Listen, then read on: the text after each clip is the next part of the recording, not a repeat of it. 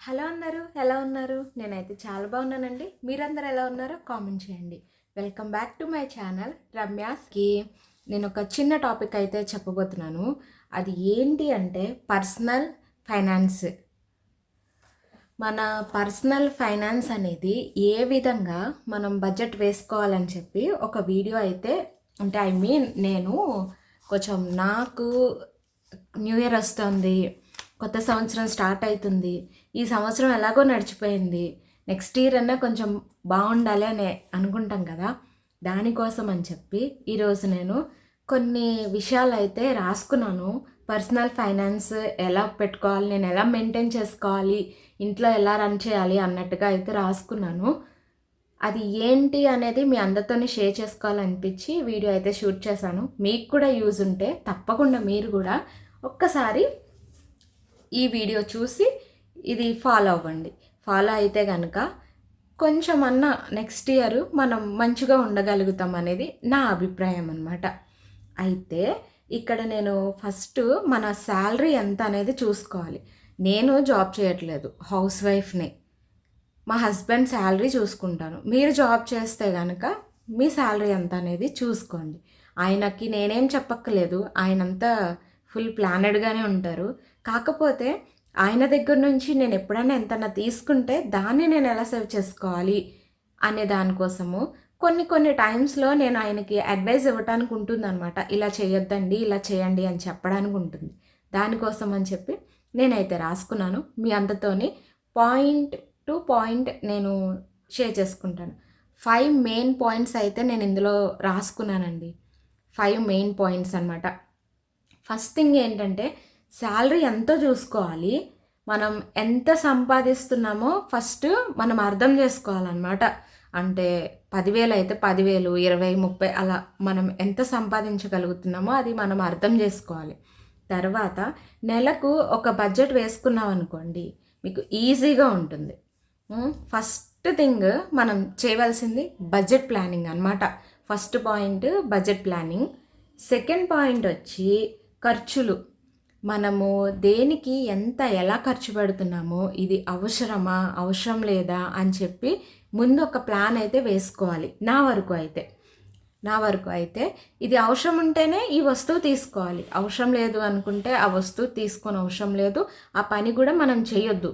ఎందుకంటే మనకి అవసరమైనప్పుడు ఆ అమౌంట్ యూజ్ ఉంటాయి కదా. ఒక్కసారి ఏదన్నా తీసుకోవాలి అని అనిపించినప్పుడు అది మీకు అనవసరమైందని అనిపిస్తే ఆలోచించి తీసుకోండి. థర్డ్ పాయింట్ వచ్చి పొదుపు అనమాట. పొదుపు అని ఎందుకంత నొక్కానంటే, మనము ఖర్చులు ఎంత ఖర్చు చేస్తామో ఏదైనా పొదుపు చేయాలంటే కనుక దాయబుద్ధి అవ్వదండి. డబ్బులు కొంచెం కనిపిస్తే కానీ ఏదైనా ఖర్చు పెట్టేయాలి, లేదంటే ఏదైనా కొనేసుకోవాలి. ఫస్ట్ ఈ డ్రెస్ కొనేసుకుందామా, లేదంటే అటు వెళ్ళిపోదాం ఇటు వెళ్ళిపోదాం అన్న ఆలోచన ఉంటుంది. కానీ ఆలోచనని బుర్రలోకి మాత్రం రానివ్వద్దండి, అస్సలకి రానివ్వద్దు. ప్రతి నెల తక్కువ అమౌంట్ అయినా సరే మీరు ఒక 500 ఎవ్రీ మంత్ అయినా సరే దాచుకోగలగాలన్నమాట. మీకు ఒక 10,000 జీతం వస్తే ఎవ్రీ మంత్ ఒక 500 to 1,000 రూపీస్ మీరు సేవ్ చేసుకోగలిగితే మీకు అవసరం ఉన్నప్పుడు అది చాలా యూజ్ ఉంటుంది. మీరు గట్టిగా గుర్తుపెట్టుకోవాలి. మనకి ఎంత ఎక్కువ శాలరీ వస్తే మనం క్వాంటిటీని అంత పెంచుకుంటూ పోవాలన్నమాట. అంటే మరీ ఎక్కువ దాసేమనట్లేదు, మన దగ్గర ఎంత సేవింగ్ చేయగలిగితే అంత అనమాట. ఇప్పుడు ఈ అమౌంట్ మనము భోజనం బయట తినడానికి వెళ్తాము, అక్కడ 1,500, 2,000 ఖర్చు పెడతాం కదా. అదే నాన్ వెజ్ ఐటమ్ మనం ఇంట్లో కూడా చేసుకుంటాము ఎవ్రీ వీక్, అయినా కానీ బయటకు వెళ్ళి తింటాము కదండి.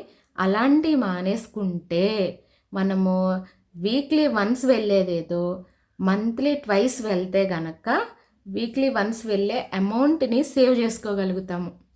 ఇది గుర్తుపెట్టుకోండి. మీరు ఈ రకంగా బడ్జెట్ ప్లాన్ అయితే వేసుకోండి. ఒక్కసారి మీరు వీడియో చూస్తున్న వాళ్ళందరూ హౌస్ వైఫ్ అయితే కనుక మీ హస్బెండ్తో కూర్చొని మాట్లాడండి. ఎందుకంటే కొత్త సంవత్సరం వస్తుంది, కొత్త మార్పులు అయితే చేసుకోవాలి కదా. మనం ఎప్పటికీ ఇలాగే ఉండిపోలేము కదండి. కొన్ని మార్పులు చేర్పులు చేసుకుంటేనే మనం కూడా బాగుండగలుగుతాం అన్నమాట. మనకి మన పిల్లల భవిష్యత్తు ముఖ్యం కదా. వాళ్ళని చూసుకోవాలి అంటే మనం కొన్ని తగ్గించుకోవాల్సి ఉంటుంది. థర్డ్ పాయింట్ వచ్చి అదనమాట, పొదుపు చేయటం నేర్చుకోవాలి. మీరు బయటికి వెళ్ళాలంటే పెద్ద పెద్ద ఊర్లే వెళ్ళక్కర్లేదు కదండి. జస్ట్ ఊరికే పార్క్ దాకా వెళ్ళరండి. ఇప్పుడు ఫ్రీ పార్కులు బోల్డ్ ఉన్నాయి, వెళ్ళరండి, సరిపోతుంది కదా, బయటికి వెళ్ళి వచ్చినట్టే కదా.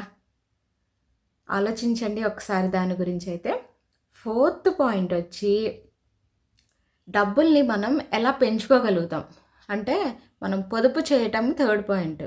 ఓకే, పొదుపు అయితే చేస్తాము కరెక్టే, కానీ మనం ఎందులో ఇన్వెస్ట్ చేస్తే అమౌంట్ ఇంక్రీజ్ అవుతుంది అనేది చూసుకోవాలన్నమాట.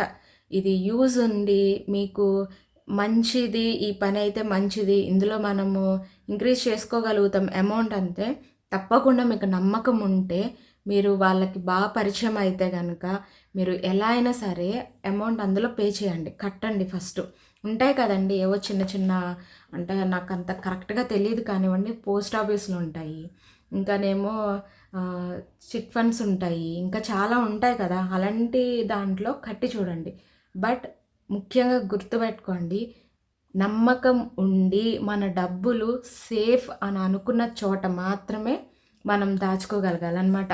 మనం ₹1 పెడితే మనకు ₹1/2 అన్న వచ్చిందనుకోండి, అది మనకి అవసరాన్ని రోజున చాలా ఉపయోగపడుతుంది. ఆ పాయింట్ అయితే గుర్తుపెట్టుకోండి. మళ్ళీ చెప్తున్నాను, నమ్మకం ఉండి ఇక్కడ దాయొచ్చు, ఇంక్రీజ్ అయితే అమౌంట్ అన్న దగ్గర మాత్రమే ఆలోచించి అడిగేయండి, పెట్టుకోండి, దాచిపెట్టండి. ఫిఫ్త్ పాయింట్ వడ్డీ అన్నమాట. మనము ఏం చేస్తూ ఉంటామంటే, ఎక్కువగా డబ్బులు అవసరం అనుకోండి, గబగబా తొడితొక్కులు అయిపోతుంది. అంటే హడావిడి కంగారు పడిపోతాం అనమాట. మనకి అమౌంట్ ఇంకెక్కడ దొరకదు, ఇంకేం చేయాలి, వడ్డీ వ్యాపారుల దగ్గరికి వెళ్తాము. వెళ్ళి అయితే మనం దగ్గర ఉన్న వస్తువులు అయితే తాకట్టు పెట్టి తీసుకుంటాం. ఓకే, బాగానే ఉంది, తీసుకుంటాం, కానీ ఎప్పటికి తెచ్చుకోగలుగుతాం అనేది ఆలోచించుకోవాలి. అంటే మనకి ఎంత అవసరం ఉన్నా కానివ్వండి, మన అవసరానికి బట్టి మాత్రమే తెచ్చుకోవాలి. అర్థమవుతుందా? అంటే వాళ్ళు ₹5 ₹10 వేస్తారు, ₹3 వడ్డీ కూడా వేస్తారు. అవన్నీ కూడా మనం కట్టగలుగుతామా లేదా, మన జీతంలో ఈ మనకొచ్చే జీతాన్ని బట్టి ఆ వడ్డీ మనం కట్టగలుగుతామా లేదా. ఈ మంత్ కట్టేయగలిగితే నెక్స్ట్ మంత్ కోసం ఆలోచించుకునేలా ఉండేటట్టయితే తీసుకోవద్దు. మనకి రీజనబుల్గా మన అవసరానికి ఎంత అవసరమో అంత మాత్రమే తీసుకోవాలన్నమాట. ఈ 5 పాయింట్లు నేను నా కోసము రాసుకున్నానండి. ఇవి మీకు యూజ్ అవుతాయేమో అని చెప్పి వీడియో అయితే షూట్ చేస్తున్నాను. మీకు యూజ్ అయితే కనుక ఈ ఛానల్ని సబ్స్క్రైబ్ చేసుకోండి, ఫ్రెండ్స్కి, రిలేటివ్స్ అందరికీ షేర్ చేయండి. పక్కన కనిపిస్తున్న బెల్ బటన్ ఆన్లో ఉంచుకున్నారనుకో, ఇలాంటి వీడియోస్ ఇంకా మీకు యూజ్ అయ్యేవి చాలా చెప్తానమాట. ఈ బుర్రలో చాలానే దాచుకున్నాను, ఒకటి బయటకైతే వస్తాయి. కాబట్టి తప్పకుండా ఒక లైక్ అయితే ఇవ్వండి. ఇప్పటి వరకు ఛానల్ ఎవ్వరు సబ్స్క్రైబ్ అయితే చేసుకోలేదు, ఆ ఫస్ట్ లక్కీ పర్సన్ ఎవరో చూడాలని అనుకుంటున్నాను. తప్పకుండా సబ్స్క్రైబ్ చేసుకోవడం అయితే మర్చిపోవద్దు. థ్యాంక్ యూ సో మచ్ అండి, ఇంత ఓపిక్గా ఈ వీడియో మొత్తం స్కిప్ చేయకుండా చూసినందుకు.